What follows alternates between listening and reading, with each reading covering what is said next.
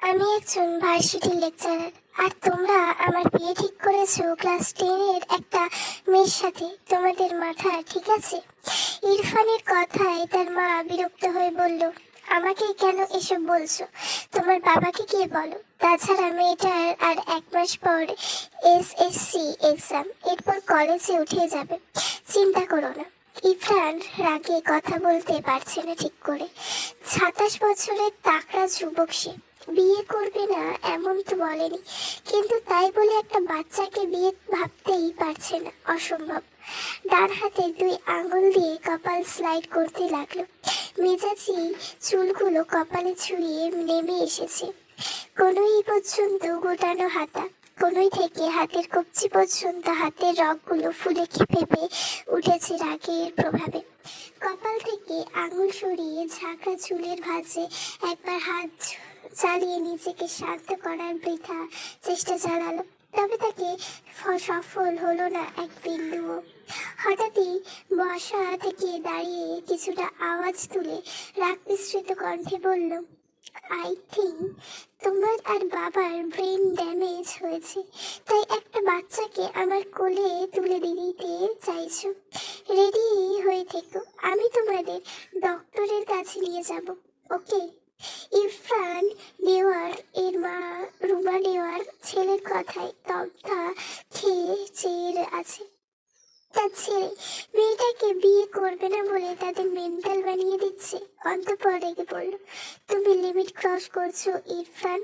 এটা কি ধরনের কথা? তোমার বাবা আর মেয়ের বাবা ছোটবেলাকার একসাথে পড়েছে, খুব ভালো বন্ধু ছিলেন তারা। এরপর হঠাৎই মেয়েটার বাবা মারা গেলেন, মেয়ের মা তাকে নিয়ে চিন্তায় থাকে। তাছাড়া তোমার বাবার বন্ধু তোমার বাবাকে অনেক হেল্প করেছে, তার সামান্য প্রতিদান এভাবে দিতে চাইছে, তুমিও মেনে নাও। ইরফান 2 হাতে মাথার চুল টেনে বলল, উফ, বাবার ঋণ শোধ করবে তো আমাকে কেন বলির পাঠা বানাচ্ছে? যেহেতু বাবার ঋণ শোধ করতে হবে, তো বাবাই বিয়েটা করে নিক। আমি কোনো বাচ্চাকে বিয়ে করতে তাকে কোলে তুলে ফিডার খাওয়াতে পারবো না, সরি। ছেলের কথায় রুমার আওয়াজ বিস্ময়ে চোখ বড় বড় করে তাকালো। ইরফানকে ধমকে বলল, কি বলছো, বুঝে বলছো? ইরফান নিজেও থতমত খেয়ে গিয়েছে কথাটা বলে। রাগে কি বলে ফেলেছে নিজেই বুঝতে পারেনি। মাথা নিচু করে চোখ বুঝে ফোঁস করে শ্বাস ফেললো।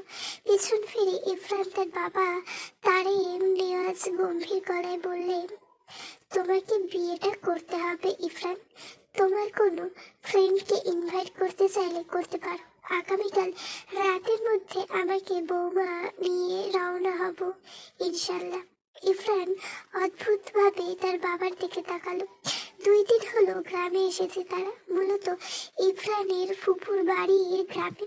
মাঝে মাঝে আসা হয়, তবে এইবার এসে তার গলায় বাচ্চা ঝুলিয়ে দিবে জানলে এই গ্রামে পা রাখতো না। বাবার দিকে তাকিয়ে রেগে বললেও, বাবা, তুমি কি জানো তোমার ফ্রেন্ডের মেয়ের জন্য আমার চাকরি চলে যেতে পারে? এরপরও তুমি আমার সাথে একটা বাচ্চাকে জড়াতে চাইছো। আরে নেওয়ার ভাবলেন ছেলের কথা ফেলে দেওয়ার মতো নয়, সময় নিয়ে কি যেন ভাবলেন।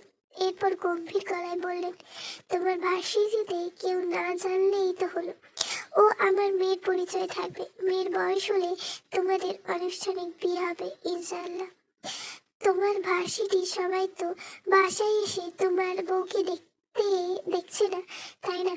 ইরফান হাত মুষ্টিবদ্ধ করলো, রাগে তার শরীর কাঁপছে। বাবার কথায় পিছিয়ে শুধু বলল, আমি কোনো বাচ্চাকে বিয়ে করতে পারবো না, সরি বাবা, আমি আজকেই ব্যাক করব। এই বলে হনহন করে ঘর থেকে বেরিয়ে যায়। তোর বাইকের চাবিটা দে। ইরফানের কথায় ক্রুদ্ধ ভ্রু কুঁচকে তাকালো। সে বাড়ির সামনে রাস্তায় দাঁড়িয়ে আছে, মূলত বাজারের দিকে যাবে বলে বাইক নিয়ে যাবে। ইরফান শুদ্ধের মামাতো ভাই শুদ্ধ। ইরফান একই ইউনিভার্সিটির লেকচারার। শুদ্ধ ঢাকাতেই থাকে চাকরির সুবাদে। ছুটি পেয়ে ইরফানের সাথে নিয়ে তাদের বাড়িতে এসেছে। আগামীকাল একসঙ্গে আবার ব্যাক করবে। পকেট থেকে বাইকের চাবি বের করে ইরফানের দিকে বাড়িয়ে দিয়ে বলল, বাজারের দিকে যাব, তুই বাইক চালাবি? ইফরান কোনো কথা বলো না। শুদ্ধের হাত থেকে বাইকের চাবি নিয়ে বাইকে উঠে বাইক স্টার্ট দেয়। শুদ্ধ ভ্রু কুচকাল। ইফরানের কি হয়েছে? মনে হচ্ছে রেগে আছে। বাইকে উঠে বসার জন্য এক পা তুলে ইফরানের বাইক এর এক টান দেয়। শুদ্ধের ডান পা ঠাস করে মাটিতে পড়ে যায়। ছেলেটা তপ্তা খেয়ে চেয়ে থাকে ইফরানের হাওয়ার বেগে চলে যাওয়া পথে। উল্টো পড়তে পড়তে বেঁচেছে। এত বড় ছেলে হয়ে এভাবে মুখ থুবড়ে পড়লে মানির ছোট কিছু থাকতো না। দাঁত কিরমির করে তাকিয়ে রইল ইফরানের অদৃশ্য হওয়ার পানে। কার উপরে রেগে আছে কে জানে। সেই সব রাগ তার কাছে এসে ছেড়ে গেল। মামারটাকে শুদ্ধর হুঁশ ফিরে তারেক নেওয়াজ গম্ভীর গলায় বলে, তোমার ভাইকে বোঝাবে আগামীকাল যেন আমাকে অপমান হতে না হয়, বুঝেছ? শুধু মাথা নাড়ল। মানে বুঝেছে, কিন্তু কি বোঝাবে সেটাই তো বুঝলো না। আপু তো আমতা আমতা করে প্রশ্ন করলো, মামা বলছিলাম ইরফানকে কি বোঝাবো? তারেক নেওয়াজ যেতে যেতে বলল, আগামীকাল তোমাদের গ্রামের এক মেয়ের সাথে ইরফানের বিয়ে। শুদ্ধ মুখ গোল করে বলল, ও এইবার বুঝেছি ব্যাপার। বাপ বেটা এই নিয়ে ঝামেলা করছে। বাপ বেটাকে বিয়ে করাবে, কিন্তু বেটার তো বিয়ে করার স্বাদ নেই। বাপটা বোঝে না। দুজনে এই যে এক গোয়ালের গরু, দুজনের রাগ জেদ সমান সমান। বাপ বলেছে বিয়ে দেবে মানে দেবে, বেটা বলেছে বিয়ে করবে না মানে করবে না। তাহলে জিতবেটা কে? একটু থেমে গম্ভীর ভাবনা নিয়ে বলল, মামা আমাকে বোঝাতে গেলে বলে গেল, ট্রিক্স তো বলে গেল না। বেটাকে নিজের মতো ঘাড় তেড়া বানিয়ে বোঝানোর দায়িত্ব দিচ্ছে আমার উপর। এইসব মারা যায়, আমার মামিরটাকে জ্বালিয়ে খায়। ইস, কি কষ্ট আমার মামির জীবনে। দুই ঘাড় তেড়া টুপ করে এসে কোথা থেকে যে পড়লো। কথাগুলো বিড়বিড় করে নিজের মুখে চেপে ধরল। আজ তো বেফাস কথা বের হচ্ছে কেন তার মুখ দিয়ে। বাপ বেটা তাকে একসাথে ধরলে সে পালাবে কোথায়? স্কুল থেকে এসএসসির অ্যাডমিট নিয়ে বাড়ি ফেরার পথে হঠাৎ রাস্তায় ওপাশে ফুচকা চটপটির দোকান দেখে পড়ল মায়ের। অনেকদিন পর এই বুড়ো দাদুকে দেখলো। কোথায় হারিয়েছিল কে জানে। যদিও তার স্কুলে আসা হয় না। ফাইনাল এক্সামের খুব বেশি দেরি নেই। যাক, আজ তো সে আর এই দাদু দুজনেই হাজির তার পছন্দের ফুচকা চটপটি নিয়ে। পেট পুড়ে খেয়ে তবেই আজ বাড়ি ফিরবে। যদিও বাড়ি গেলে তার মা তাকে আরো কিছু আপ্যায়ন করে খাওয়াবে, যা খেলে পেট ভরে না, গা ভরে না। মায়ের হাতে স্পেশাল খাবার, যার নাম মার ছাড়া আর কি বা হবে।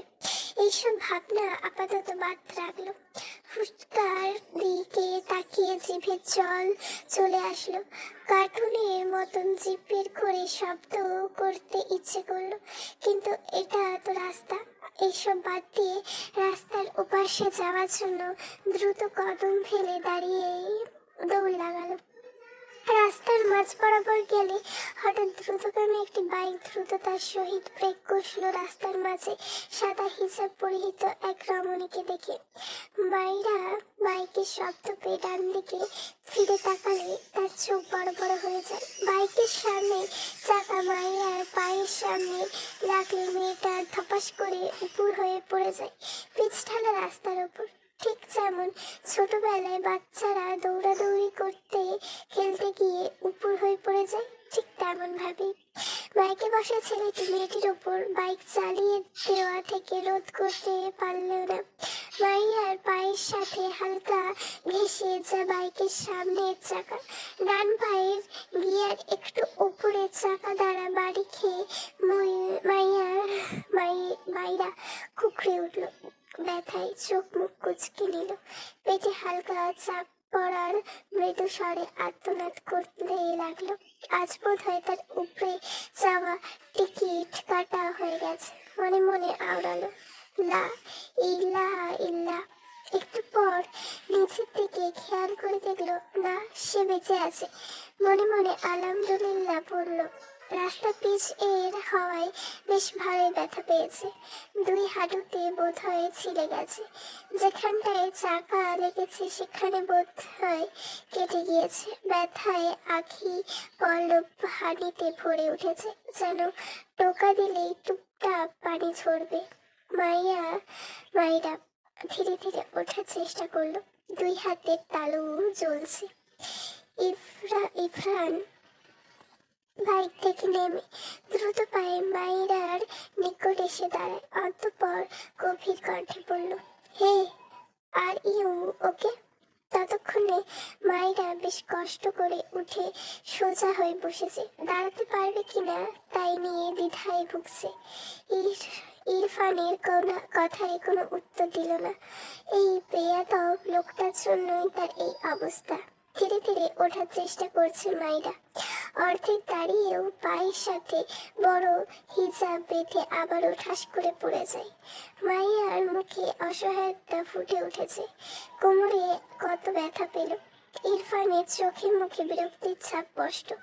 রাগ এবং অহমিকা সত্ত্বেও সে মেয়েটিকে জেকে প্রশ্ন করল, কিন্তু মেয়েটির কোনো উত্তর দিল না।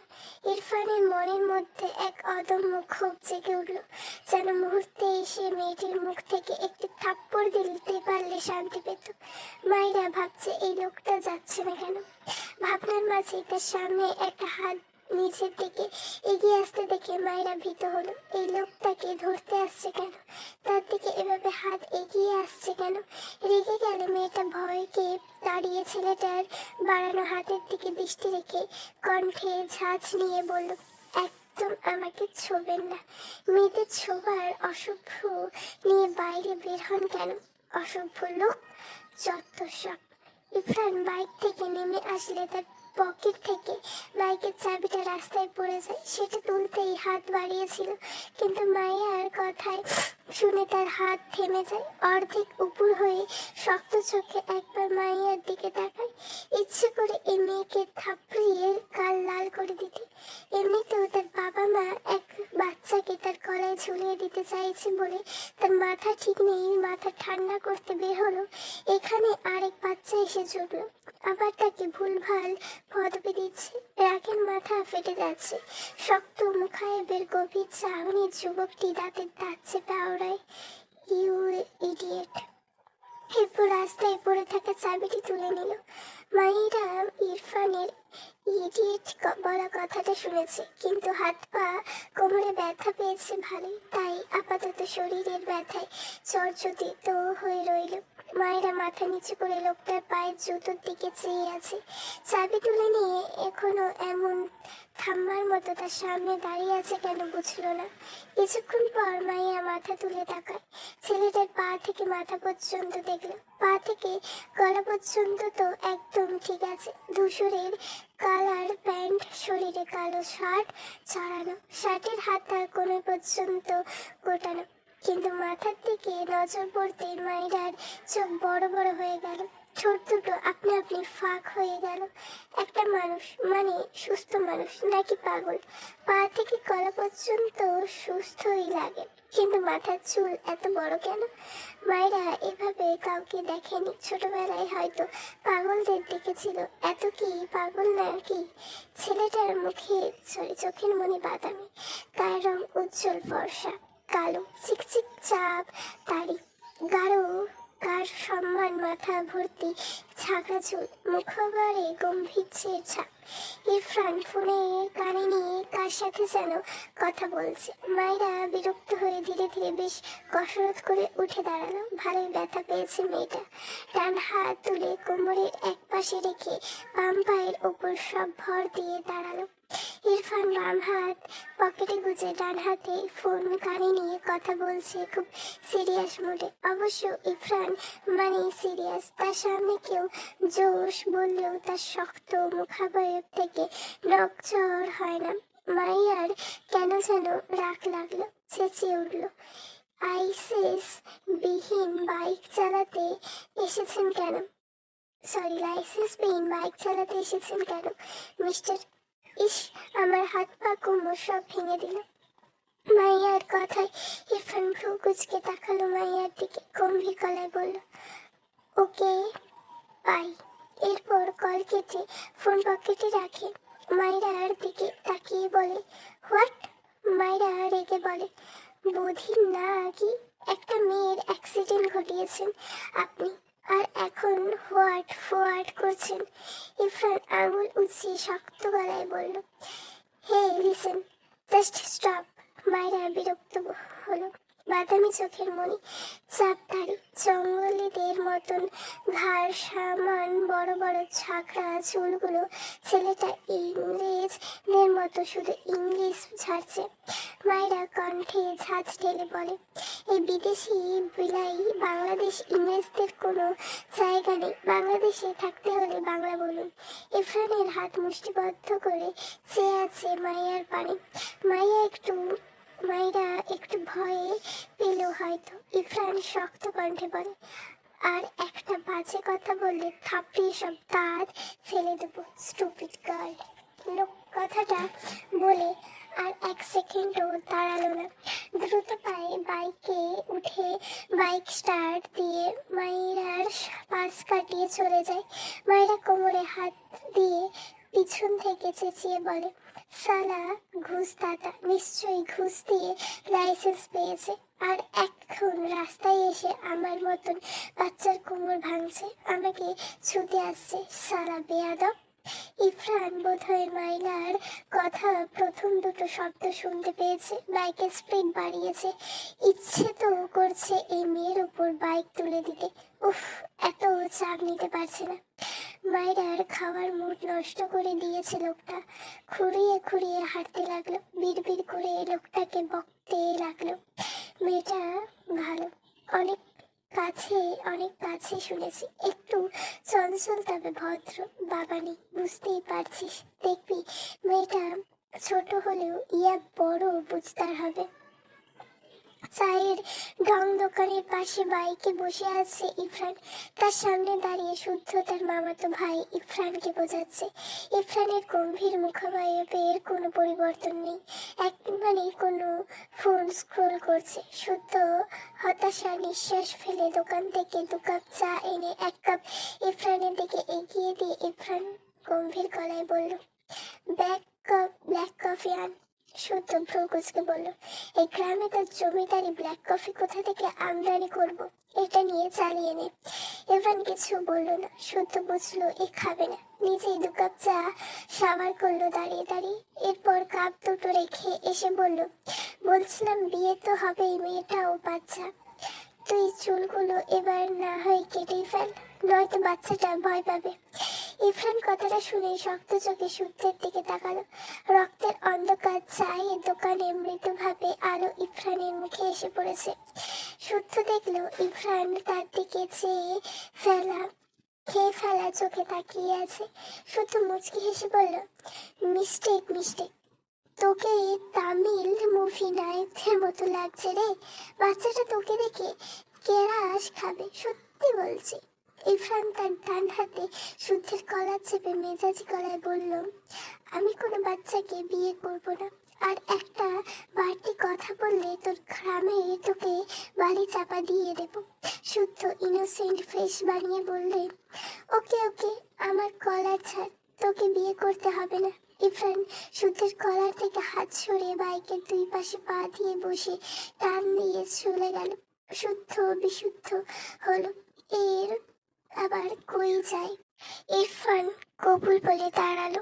অতিরিক্ত রাগে তার পুরো শরীর যেন ধোঁয়া বের হচ্ছে। সে গাড়ি নিয়ে প্রায় অর্ধেক রাস্তা চলে গিয়েছিল।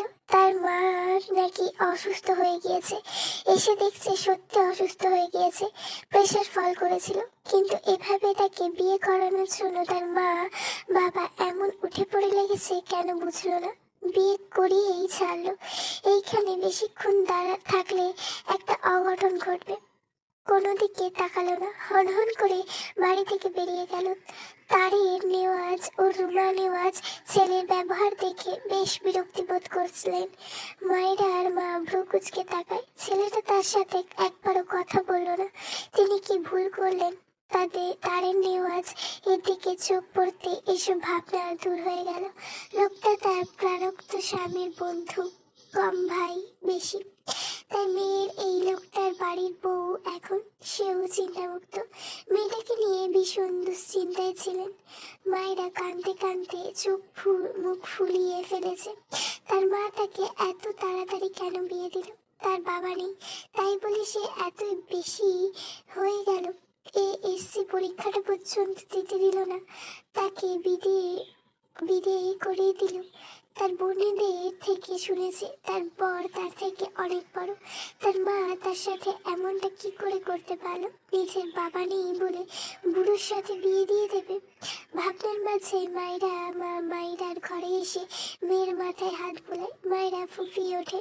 মোহরা বেগম মেয়ের মাথায় চুমু খেয়ে বললেন, আমি তোর মা, খারাপ চাই না তোর। তোর দায়িত্বটা কারোর হাতে দিয়ে আমি এবার নিশ্চিন্ত হলাম। ও বাড়ি গিয়ে আমার মান রাখবি কেমন? সবার সাথে মিলেমিশে থাকবি। তোর সুখী মুখটা দেখতে চাই। তাই এই বিয়েটা মেনে মন দিয়ে সংসার করবি কেমন? মায়েরা চোখ থেকে টুপ টুপ করে জল গড়িয়ে পড়ে। ভাঙা গলায় মাথা নিচু করে আওড়ায়, আমার নিজের আব্বু বেঁচে থাকলে আজ এই দিন দেখতে হতো না, তাই না মা?